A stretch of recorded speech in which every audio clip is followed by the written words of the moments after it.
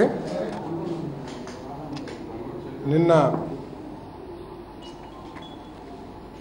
మా నాయకుడు జగన్మోహన్ రెడ్డి గారు, మా పార్లమెంట్ సభ్యులు మోడీ గారిని కలిసిన దగ్గర నుంచి కూడా తెలుగుదేశం పార్టీ వాళ్ళందరికీ కూడా చలి జ్వరం పట్టుకొని ఏం మాట్లాడుతున్నారో, మతి భ్రమించి ఏం మాట్లాడుతున్నారో అర్థం కాకుండా ఉంది. ఒక రాష్ట్రానికి ప్రతిపక్ష నాయకుడైన వ్యక్తి ప్రధానమంత్రిని కలిస్తే ఎందుకు తెలుగుదేశం పార్టీ వాళ్ళు ఇంత కంగారు పడుతున్నారో ప్రజలకు తెలియజేయాల్సిన అవసరం ఉందని చెప్పేసి భావిస్తాను. నేను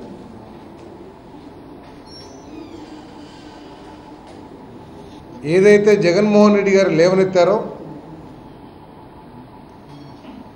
ఆ విషయాలకి దమ్ముంటే సరైన సమాధానం చెప్పాలి, కానీ వాటికి సమాధానం చెప్పే స్థితిలో లేక రహస్యంగా ఎందుకు కలిశారు, వ్యక్తిగత స్వార్థంతో కలిశారు అని చెప్పేసి అవాకులు చెవాకులు పేలటం మానుకోమని చెప్పేసి తెలుగుదేశం పార్టీ నాయకులకి సూచన చేస్తా ఉన్నాను. మోడీ గారిని అపాయింట్మెంట్ అడిగిన విషయం ఈ రాష్ట్ర ప్రజలందరికీ కూడా తెలుసు. మీరు ఈ రాష్ట్రంలో ప్రజాస్వామ్యాన్ని అడ్డంగా కూనీ చేస్తూ ఉంటే ప్రజాస్వామ్యాన్ని కాపాడమని ఈ రాష్ట్రంలో జరుగుతున్న తంతుని అందరూ ఖండించమని చెప్పేసి మా నాయకుడు జగన్మోహన్ రెడ్డి గారు ఢిల్లీ వెళ్ళి అన్ని రాజకీయ పక్ష నాయకులు, అదేవిధంగా ప్రెసిడెంట్ ఆఫ్ ఇండియా కలిసి అప్పుడు ప్రధానమంత్రి గారిని కూడా కలవడం కోసం అపాయింట్మెంట్ అడిగిన విషయం అందరికీ కూడా తెలిసిందే. అప్పుడు ప్రధానమంత్రి గారు బిజీగా ఉండి మొన్న రాత్రి మిమ్మల్ని ప్రధానమంత్రి గారు కలుస్తా అన్నారని చెప్పేసి జగన్మోహన్ రెడ్డి గారికి ఇన్విటేషన్ ఇచ్చినప్పుడు నెక్స్ట్ డే మార్నింగ్ వెళ్ళటం జరిగింది. దానికి ఎందుకు రహస్యంగా కలిశారని చెప్పేసి అడుగుతా ఉన్నారు. మీరు మమ్మల్ని అడిగే కంటే కూడా దాంట్లో రహస్యం ఏమీ లేదు. అపాయింట్మెంట్ ఓపెన్గా అడిగాం. రాత్రిపూట ఇన్ఫర్మేషన్ వచ్చింది కాబట్టి ప్రొద్దున్నే అది ప్రెస్కి తెలియజేసి ప్రొద్దున్నే జగన్మోహన్ రెడ్డి గారు ఢిల్లీ వెళ్ళటం జరిగింది. మీరు మమ్మల్ని అడుగుతున్నారు కదా, మీరు మోడీ గారిని అడగండి. అయ్యా, మా చంద్రబాబు నాయుడు గారు లేనప్పుడు దేశంలో మీరు ఎందుకు ఇచ్చారు జగన్మోహన్ రెడ్డి గారికి అపాయింట్మెంట్ అని చెప్పేసి అడిగే దమ్ముందా అని చెప్పేసి అడుగుతా ఉన్నాను నేను. ఒక ప్రతిపక్ష నాయకుడు కలవటంలో ఎందుకు మీరు అంత భయపడుతున్నారో కూడా ఈ రాష్ట్ర ప్రజలకి స్పష్టంగా తెలియజేయాల్సిన అవసరం ఉంది. మేము కలిసింది రాజకీయాల కోసం కాదు. మేము కలిసింది రాష్ట్రంలో ప్రజలు ఎదుర్కొంటున్న ఇబ్బందుల గురించి, మీరు చేస్తున్న దోపిడీ గురించి, మీ పరిపాలనలో రైతాంగం ఎదుర్కొంటున్న సమస్యల గురించి వాటికి పరిష్కారాలు చూపించమని, అదేవిధంగా ఎన్నికల్లో మీరు ఇచ్చిన హామీ ఏదైతే ప్రత్యేక హోదా ఉందో దాన్ని పునరాలోచించాలని చెప్పేసి మోడీ గారు రిక్వెస్ట్ చేయడానికి వెళ్ళటం జరిగింది. మీకు దీంట్లో ఏది తప్పు అనిపించి, అంటే మిర్చి రైతులకి సరిపోదు, మీరు ఇచ్చిన మద్దతు ధర 5,000 రూపాయలు ఏదైతే మీరు ప్రకటించారో అది సరిపోదు, ఇంకొక 3,000 కలిపి ఇవ్వమని చెప్పేసి అడగటం తప్పని చెప్పేసి మీరు భావిస్తున్నారా? లేకపోతే రైతులకి 8,000 ఎందుకు ఇవ్వాలని చెప్పేసి మీరు ప్రశ్నిస్తున్నారని చెప్పేసి అడుగుతా ఉన్నాం. మేము అగ్రిగోల్డ్ బాధితులకి న్యాయం చేయండి. దాని మీద కొన్ని వేల మంది కొన్ని వేల కోట్ల రూపాయలు నష్టపోయారు కాబట్టి దాని మీద సిబిఐ ఎంక్వైరీ చేయమని చెప్పాం. ఆ సిబిఐ ఎంక్వైరీలో మీ మంత్రుల బాగోతాలు బయటపడతాయని చెప్పేసి మీరు భయపడుతున్నారా? మేము అడిగాం, ప్రత్యేక హోదా ఈ రాష్ట్రానికి తప్పకుండా కావాల్సిందే. అభివృద్ధి చెందిన ఇతర రాష్ట్రాలతో పోటీ పడాలంటే ప్రత్యేక హోదా వస్తేనే మాకు సాధ్యమవుతుందని చెప్పేసి ఇంకొకసారి గుర్తు చేసి అది కావాలి తప్పకుండా అని చెప్పేసి అడగటం మూలంగా మీరు కేసుల కోసం ఏ విధంగా కేంద్ర ప్రభుత్వంతో లాలూచీ పడిపోయి మీరు దొంగచాటుగా ఈ రాష్ట్రాన్ని ఏ విధంగా మోసం చేశారో అనే విషయం బయటపడుతుందని చెప్పేసి మీరు భయపడుతున్నారని చెప్పేసి అడుగుతా ఉన్నా నేను. మీరు అనుకున్నట్లు మేమేమి కేసుల గురించో జగన్మోహన్ రెడ్డి గారి నైజం గురించి ఈ రాష్ట్ర ప్రజలందరికీ కూడా తెలిసిందే. కేసులు పెడతారని చెప్పేసి నాకు తెలిసినా కూడా అవన్నీ కూడా అబద్ధపు కేసులే కాబట్టి భయపడుకోకుండా ఆ రోజు ప్రధానమంత్రిని సోనియా గాంధీని ఎదిరించి కాంగ్రెస్ పార్టీ చేస్తున్న మోసాన్ని లేకపోతే ఈ రాష్ట్రానికి చేస్తున్న నష్టాన్ని గురించి ఎదిరించి వచ్చిన నాయకుడు ఈరోజు మోడీ గారి దగ్గరికి తన స్వార్థం కోసం వెళ్ళారంటే ప్రజలు నమ్మటానికి సిద్ధంగా లేరని చెప్పేసి మనం చేస్తున్నాం. మీరు ఎక్కడన్నా చెప్పగలరా? మీ దగ్గర దమ్ముందా? ప్రత్యేక హోదా ఇవ్వకపోతే మీతో కలిసి ఉన్నామని చెప్పేసి చెప్పే దమ్ముందా అని చెప్పేసి అడుగుతా ఉన్నాను నేను. జగన్మోహన్ రెడ్డి గారు చెప్పారు ప్రత్యేక హోదా ఇచ్చిన వాళ్ళతోనే మాకు సపోర్ట్ ఉంటుందని చెప్పేసి. మీ దగ్గర దమ్ముందా? మీ ఓటు నోటు కేసుని ఉన్నా కూడా మేము దమ్ముగా చెప్పగలం ఆ విధంగా అని చెప్పేసి మీరు ఆలోచన చేయగలరని చెప్పేసి మేము అడుగుతా ఉన్నాం. కేవలం ఎంతసేపు జగన్మోహన్ రెడ్డి గారిని వ్యక్తిగతంగా కించపరుస్తూ ఆయన్ని దూషిస్తూ సమయం గడుపుతూ తప్పితే ఈ రాష్ట్రానికి వరగబెట్టింది ఏమీ ప్రభుత్వం లేదని చెప్పేసి మనం చేస్తాను. ఎప్పటికప్పుడు తమ చేతకానితనాన్ని తమ వైఫల్యాన్ని కప్పిపుచ్చుకుంటానికి ఏదో ఒక విషయం మీద రగడ చేసి ఒకసారి హుదూ తుఫాన్ అంటారు, ఇంకొకసారి ఏమో గోదావరి పుష్కరాలు అంటారు, ఇంకొకసారి ఏమో కృష్ణా పుష్కరాలు అంటారు, ఇంకోసారి ఏమో ఈమెయిల్ అంటారు, ఇంకోసారి ఏమో అభివృద్ధికి ఆటంకం కల్పిస్తున్నారంటారు. అంతేకాని అసలు మీరు ఈ రాష్ట్రానికి చేసేది ఏమైనా ఉందా లేదా అని చెప్పేసి మేము అడుగుతా ఉన్నాం. మీ తెలుగుదేశం నాయకులు ఇప్పటికైనా సరే బుద్ధి తెచ్చుకొని జగన్మోహన్ రెడ్డి గారి మీద అక్కస వెలగక్కే కంటే జగన్మోహన్ రెడ్డి గారు లేవనెత్తే ప్రశ్నలకి మీ దగ్గర దమ్ముంటే, లేదు మీరు చేసే పరిపాలనలో చిత్తశుద్ధి ఉంటే, మీరు ప్రజలకు మేలు చేసే విధంగా పరిపాలన చేస్తున్నా అనే ఆలోచన మీకుంటే మీరు సమాధానం చెప్పండి. అంతేకాని ఈ విధంగా బురజల్లే కార్యక్రమం చేయొద్దని చెప్పేసి మేము మనం చేస్తా ఉన్నాం. దీన్ని మీరు ఎందుకు కంగారు పడుతున్నారో ప్రజలందరికీ కూడా అర్థమైపోయింది. మీకు ఎందుకు చలి జ్వరం వచ్చిందో ప్రజలందరికీ కూడా అర్థమైపోయింది. ఇక ఈ మంత్రులు ఉన్నారు, మాట్లాడితే లేస్తారు. ఎవరు? మన సోమిరెడ్డి గారు. ఆయన సోది మాట్లాడుతున్నాడో సొల్లు మాట్లాడుతున్నాడో ఎవరికి అర్థం కాదు. ఇంకా కాలువ శ్రీనివాసులు ఉన్నాడు, ఆయన డ్రైనేజ్ కాలువ లేకపోతే మంచినీళ్ళ కాలువ అర్థం కాదు ఎవరికి కూడా. ఉమా గారు ఉన్నారు, కేసీఆర్ గారు చెప్పినట్టు మగ ఆడో అర్థం కాదు. ఎంతసేపు సబ్జెక్ట్ లేకోకుండా విషయం లేకోకుండా కేవలం జగన్మోహన్ రెడ్డి గారిని తిట్టడంతో ఆయన మీద వ్యక్తిగతంగా విషయాన్ని కక్కటంతో కాలం వెలబుచ్చుతున్నారు తప్పితే ఎక్కడా కూడా ఈ రాష్ట్రంలో ఈ ప్రభుత్వం ప్రజలకు మేలు చేస్తారనే నమ్మకాన్ని కోల్పోయారు. ఇప్పుడు వాళ్ళకి అనుమానం బీజేపీ కూడా మా మీద నమ్మకం కోల్పోయిందేమో అని.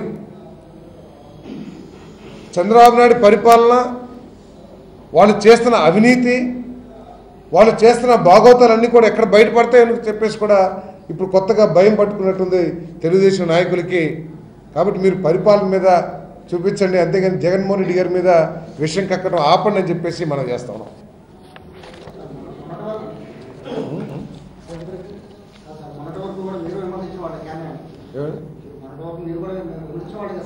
మేము ఇప్పటికీ చెప్తున్నాం, మేము రాష్ట్రానికి మేలు చేసే విషయాల్లో వాళ్ళకి తప్పకుండా సపోర్ట్ చేస్తాం. ఏదైతే ప్రత్యేక హోదా కానివ్వండి, భూసేకరణ బిల్లు కానివ్వండి, అటువంటి ఏదైతే మాకు నష్టం జరిగిద్దో మా రాష్ట్రానికి మా రాష్ట్ర ప్రజలకి అక్కడ తప్పకుండా వ్యతిరేకిస్తాం, పోరాటానికైనా సిద్ధమని చెప్పేసి చెప్పాం స్పష్టంగా. అదేవిధంగా ప్రెసిడెన్షియల్ ఎలక్షన్స్ దానికి ఏదో మేము వాళ్ళతో కలిసిపోయామని చెప్పేసి ప్రచారం చేస్తూ ఉన్నారు. ప్రధానమంత్రి అనేది ఈ దేశంలో మొట్టమొదటి వ్యక్తి. ఆయన గౌరవం, ఆ పదవికి ఔన్నత్యాన్ని కాపాడటం కోసం ఆల్రెడీ ఎన్డీఏకి మెజారిటీ ఉంది కాబట్టి మనం వివాదం సృష్టించో లేకపోతే పోటీ చేసి దాని విలువను తగ్గించొద్దని చెప్పేసి మా అభిప్రాయం. మేము దానికి సపోర్ట్ చేస్తామని చెప్పాం. దానికి కూడా వీళ్ళు చిలవలు పొలవలు ఏదో రకరకాల ఉద్దేశాలను ఆపాదించి ఆ విధంగా మాట్లాడటం కూడా కరెక్ట్ కాదు. మేము ఎప్పుడైనా సరే మా రాష్ట్రానికి మా రాష్ట్ర ప్రజలకు మేలు చేసిన ఎవరికైనా సరే మేము సపోర్ట్ చేస్తాం.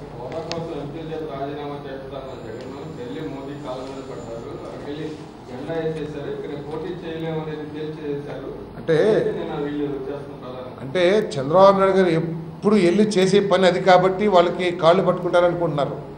ఎందుకంటే ఓటు నోటు కేసులో కాళ్ళు పట్టుకున్నారని అర్థమైపోయింది. ఒకవేళ కాళ్ళు పట్టుకోకపోతే మాకు ఎందుకు ఇవ్వని చెప్పేసి అడిగేవాళ్ళు.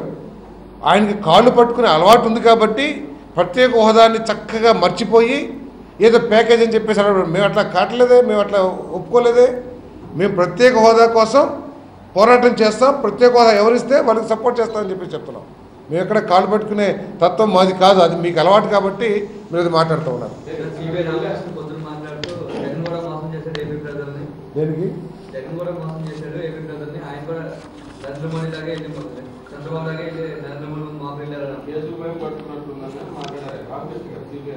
సిపి రామకృష్ణ గారా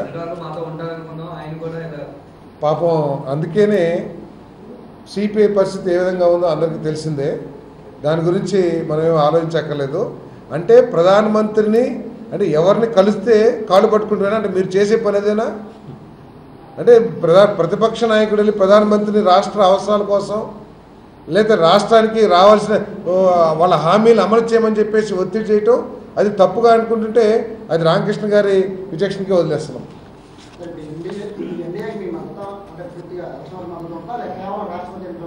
మేము రాష్ట్రపతి ఎన్నికల్లో ఎన్డీఏ అభ్యర్థికి ప్రెసిడెంట్ అభ్యర్థికి మేము సపోర్ట్ చేస్తాం. మిగతా వాటిలన్నింటికి ఎన్నికలు అసలు ఇప్పుడెప్పుడే లేవు. ఎంతసేపు ఇందాక చంద్రబాబు నాయుడు గారు మన సుధాకర్ రెడ్డి గారు చెప్పారు, చంద్రబాబు నాయుడు గారికి వెళ్ళి ప్రతి క్షణం మేము ఎన్నికల గురించి ఆలోచించాం. మేము రాష్ట్ర ప్రయోజనాల కోసం రాష్ట్ర ప్రజల సమస్యల గురించి ఆలోచించేవాళ్ళం. ఆయనకి మళ్ళీ మేము ఎన్నికలకి రెడీగా ఉన్నాము, ఎన్నికలకి అన్నీ తయారు చేశామని చెప్పేసి సుధాకర్ రెడ్డి గారు చెప్పారు.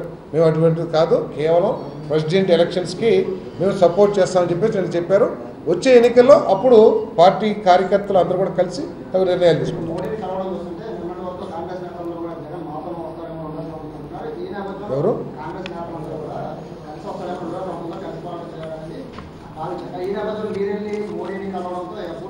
అసలు మోడీ ప్రధానమంత్రిని కలుస్తాం రాజకీయానికి ఏంటి సంబంధం అడుగుతా ఉన్నా నేను. మేము ఆయన అపాయింట్మెంట్ అడిగింది ఏ సందర్భంలో? ఈ రాష్ట్రంలో ప్రజాస్వామ్యం కూనీ అవుతున్న సందర్భంలో ఆ కూనీ చేస్తున్న వైనాన్ని దేశ రాజకీయ పక్షాల నాయకులకి తెలియజేయటం, ప్రధానమంత్రికి ప్రెసిడెంట్ ఆఫ్ ఇండియాకి తెలియజేయటం మా బాధ్యత. కాబట్టి ప్రతిపక్ష నాయకునిగా ఆ రోజు మేము ప్రధానమంత్రి గారి అపాయింట్మెంట్ అడిగాం. ఆ అపాయింట్మెంటు మొన్న ఇచ్చారు కాబట్టి ఆ సందర్భంలో ఈ రాష్ట్రం ఎదుర్కొంటున్న సమస్యలు, రాష్ట్ర ప్రజలు ఎదుర్కొంటున్న సమస్యలు కూడా వారి దృష్టికి తీసుకువెళ్ళి వారికి మా రాష్ట్రానికి, రాష్ట్ర ప్రజలకి, రైతాంగానికి న్యాయం చేయమని చెప్పేసి అడిగాం. మీరు దానికి దీనికి లింక్ పెడితే దాంట్లో అర్థం లేదు. కంగారు పడిపోతుంది, చలి జ్వరం వచ్చేసింది. వాళ్ళలాగా ఏడుపు మోకాలు కాదు మావి ఎప్పుడు ఏడుపు మోకాలు కాదు. మేము ఎప్పుడు నవ్వుతానే ఉంటాం. ఎన్ని కష్టాలైనా ఎదుర్కొంటాం, ఎన్ని కష్టాలైనా సరే నవ్వుతానే చిరునవ్వుతానే ఎదుర్కొంటాం తప్పితే వాళ్ళకి మళ్ళీ ఏడుపు మోకాలు కాదు, నవ్వుతానే ఉంటాం. ఇప్పుడు రాజశేఖర రెడ్డి గారు చెప్పారు కదా, అది చెప్పండి, అది నాకు గుర్తులేదు. అది నవ్వు ఒక యోగం, నవ్వపోవటం ఒక శాపం, రోగం. సో అటువంటి రోగం మాకు లేదు. ఆ రోజు రాజశేఖర రెడ్డి గారే చెప్పారు. మేము ఎప్పుడు నవ్వుతానే ఉంటాం. ఏదైతే నన్ను జగన్మోహన్ రెడ్డి గారు ప్రధానంగా కలిశారో అలవాటు ప్రకారం తెలుగుదేశం నాయకులు రాష్ట్రపతి గారిని కలిసినా కానీ ప్రధాన గారిని కలిసినా కానీ లోపల వెళ్ళకముందే బయటే ప్రెస్ మీట్ పెట్టేసి కేసుల కోసం వెళ్ళారు, కాళ్ళు పట్టుకున్నారనేది ఒక ఆనవాయితీగా గత 3 సంవత్సరాల నుంచి కూడా ఇదే విధంగా మాట్లాడడం బిగించేశారు. ముఖ్యంగా ఇక్కడ దేవిన ఉమా కానీ, అచ్చెన్నాయుడు గారు కానీ, బాబు రాజేంద్ర ప్రసాద్ కానీ, మిగతా మంత్రులంతా కూడా వాళ్ళెవ్వరూ కూడా జగన్మోహన్ రెడ్డి గారు ప్రధానమంత్రి కలవకూడదు, ఈ రాష్ట్రంలో జరుగుతున్న అన్యాయాల్ని ఆయనకి తెలియజేస్తే ఎక్కడ ఇప్పుడు తెలుగు ప్రజలు చేదరించుకుంటున్నారో వీళ్ళందరినీ కూడా ఆ భాగవతం అంతా మోడీ గారికి తెలుసుద్దని చెప్పని ఇందాక మా పార్సార్థి గారు ఏదైతే చెప్పారో చలి వణుకుతూ వణికిపోతాం అనేది మనందరూ కూడా తెలిసిన విషయమే. నిన్న ఆయన కలిసి వచ్చిన కాడి నుంచి కూడా ఆయన క్లియర్గా చెప్పారు. నేను లెటర్లో ఏదైతే మా దగ్గర నుంచి 21 మంది ఎమ్మెల్యేలు తీసుకున్నారో అనైతికంగా 4 మంత్రులు ఇచ్చారు, మిగతా వాళ్ళని వాళ్ళ పార్టీలో జాయిన్ చేసుకున్నారు, దాన్ని ప్రధాన దృష్టి తీసుకెళ్లి వీటి మీద తగు న్యాయం చేయమని చెప్పి అడగడం జరిగింది. ఏదైతే అగ్రిగోల్డ్ బాధితులు ఉన్నారో దాదాపు 32 లక్షల మంది అగ్రిగోల్డ్ బాధితుల యొక్క కష్టాల్ని, వారి యొక్క రావాల్సిన డబ్బులన్నీ ఏ విధంగా తెలుగుదేశం యొక్క మంత్రులు కానీ వాళ్ళు బినామీలతో ఏ విధంగా ఆ యొక్క అగ్రిగోల్డ్ ఆస్తుల్ని వాళ్ళు లాక్కుంటున్నారో వాటి మీద ప్రధాని మోడీ గారికి తెలియజేయడం జరిగింది. ఏదైతే మిర్చి రైతులు ఈరోజు మద్దతు ధర కోసం అడుగుతున్నారో ఆ మద్దతు ధర కోసం కానీ ప్రత్యేక హోదా కోసం అని చెప్పి పూర్తిగా జగన్మోహన్ రెడ్డి గారు బయటికి రాగానే ప్రెస్ మీట్ పెట్టి ఈ లేఖ ద్వారా తెలియపరిచామని చెప్పని అందరికీ కూడా రాష్ట్ర వ్యాప్తంగా దేశవ్యాప్తంగా చూసిన అందరికీ కూడా తెలియజేస్తే దాని గురించి సమాధానం చెప్పలేక నిన్న చంద్రలపాడు ఊరెళ్తే చంద్రలపాడులో ఏదైతే నందిగామ కాన్స్టిట్యున్సీ ఉందో దేవినేని ఉమా గారు ఇంతకుముందు ప్రాతినిధ్యం వహించిన నియోజకవర్గం, అక్కడ గ్రామదేవత పూజలు చేసుకోవడానికి కూడా ఈరోజు గ్రామదేవత పూజలు చేసుకోవడానికి కూడా రైతులు ఆర్థికంగా ఇబ్బంది పడుతున్న పరిస్థితి అక్కడ చంద్రలపాడులో కనబడుతుంది. ఈ యొక్క ఉమా గారికి ఆ పక్క కాన్స్టిట్యున్సీలో ఇప్పుడు ఆయన మంత్రిగా చేస్తున్నారు, ప్రతిపక్ష నాయకుడిగా ఉన్నప్పుడు మిర్చి ధరల మీద కానీ స్వభావు రైతుల మీద కానీ ధర్నాలు చేసి మా ప్రభుత్వం రాగానే మిమ్మల్ని ఆదుకుంటామని చెప్పని మాటలు చెప్పిన వ్యక్తి ఈరోజు దేవినేని ఉమా. కనీసం ఆ యొక్క పక్క గ్రామాల్లో కూడా ఈరోజు రైతులు మన ఏదైతే పూజలు నిర్వహించుకోవడానికి కూడా ఆర్థిక స్తోమత లేక ఇబ్బంది పడుతుంటే కనీసం అటువైపు చూడకుండా అటువైపు పట్టించుకోకుండా ఏసీ రూమ్లో కూర్చొని ప్రెస్ మీట్లు పెట్టి ఓన్లీ జగన్ గారిని తిట్టడానికే ఆయన శాఖ తప్ప అటు పట్టిసీమలో కానీ ఇటు పోలవరంలో మొన్న మధ్య సీఎం గారు కూడా చెప్పడం జరిగింది, కనీసం నువ్వు దేనికి పనికిరావని చెప్పని వాళ్ళ రివ్యూ మీటింగ్లోనే అధికారులందరి ముందు కూడా చెప్పడం జరిగింది. దాన్నింటినీ కప్పిపుచ్చుకోవడానికి జగన్ గారి మీద అవాకులు చవాకులు పారితే చంద్రబాబు నాయుడు గారు దగ్గర తీసుకుంటారు, వారికి వచ్చే కమిషన్లో వీడు కూడా వాటా ఇస్తారని చెప్పని దేవినేని ఉమా గారు మాట్లాడుతున్నారు తప్ప జగన్మోహన్ రెడ్డి గారు రాష్ట్ర ప్రయోజనాల కోసం వారు క్లియర్గా చెప్పారు. ఏదైతే మన ప్రత్యేక హోదా కానీ ఈ యొక్క ల్యాండ్ బిల్ ఉందో వాటికి మేము చెప్పాం ఆల్రెడీ నరేంద్ర మోడీ గారికి వాటిలో ఇబ్బందులు ఉన్నాయని కూడా చెప్పడం జరిగింది.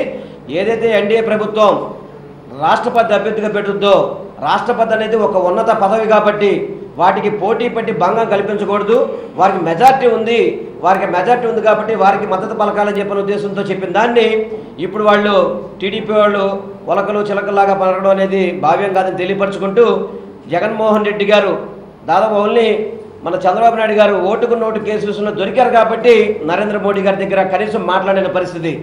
ఇన్ని కేసులు ఉన్నా కానీ జగన్మోహన్ రెడ్డి గారు వనకకుండా బెనక్కుండా వెళ్ళి ప్రత్యేక హోదా గురించి లెటర్ పూర్వకంగా ఆయనకి ఇచ్చి బయటికి రావడం జరిగింది. అటువంటి వ్యక్తిని కనుక మీరు అవమానిస్తే తెలుగు ప్రజలను అవమానించినట్టు అవుతుంది. ఏదైతే మన ఎన్టీ రామారావు గారు తెలుగు ప్రజల కోసం పార్టీ పెట్టారో తెలుగు ప్రజల ఆత్మగౌరవాన్ని కాపాడాలని చెప్పిన పార్టీ పెడితే ఈరోజు ఢిల్లీ నడి వీధుల్లో దాన్ని తాకట్టు పెట్టిన వ్యక్తి ఎవరున్నారంటే చంద్రబాబు నాయుడు అని చెప్పి మనందరూ కూడా తెలిసిన విషయమే. ఇదంతా కూడా ప్రజలు గమనిస్తున్నారు. రానున్న రోజుల్లో ప్రజలు చంద్రబాబు నాయుడు గారికి తగ్గ బుద్ధి చెప్పే రోజులు దగ్గరలో ఉన్నాయని చెప్పని మీ ద్వారా తెలుగుదేశం నాయకులు తెలియపరచుకుంటున్నాను. ఇంకొక చిన్న విషయం, తెలుగుదేశం పార్టీ వాళ్ళు కోర్టుల మీద ప్రజల్లో విశ్వాసం సన్నగిలేటట్టు అట్లా కోర్టుల విశ్వసనీయతను దెబ్బతీసేట్టు మాట్లాడుతూ ఉన్నారు. అంటే ఒక ప్రధానమంత్రి తలుచుకుంటే సుప్రీంకోర్టులో కేసులన్నీ కొట్టేస్తారా? అంటే మీరు ఎవరి మీదైనా కేసులు పెడితే కూడా రాజకీయ ప్రోద్బలంతోనే పెడతారా? అంటే మీరు ఇంతకుముందు కాంగ్రెస్ పార్టీ మీరు కలిసి సోనియా గాంధీ మన్మోహన్ సింగ్ గారిని వారి ద్వారా మీరు కేసులు పెట్టించారని చెప్పేసి ఇప్పుడు ఒప్పుకుంటారా అని అడుగుతా ఉన్నాను నేను. మీరు ఏ విధంగా అయితే నిన్న కాక మొన్న అశోక్ రెడ్డి ఒక శాసనసభ్యుడిని వైఎస్ఆర్సీపీలో ఉంటేనేమో ప్రభుత్వ ఆస్తులు ధ్వంసం చేశాడని చెప్పేసి కేసులు పెట్టారు దాదాపు 3-4 సెక్షన్లో.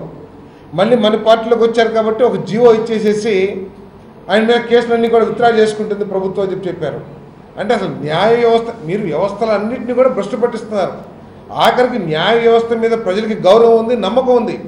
ఆ నమ్మకం కూడా సన్నగిల్లే విధంగా మీరు ప్రవర్తిస్తాం చాలా తప్పు. ఈ కేసులు అనేది న్యాయాల మీద ధర్మధర్మం మీద ఆధారపడి తప్పితే ప్రధానమంత్రో లేకపోతే ముఖ్యమంత్రో దయాదాక్షిణ మీద కాదనేది మాత్రం మీరు గుర్తుపెట్టుకోవాల్సిందిగా మనం చేస్తున్నాం.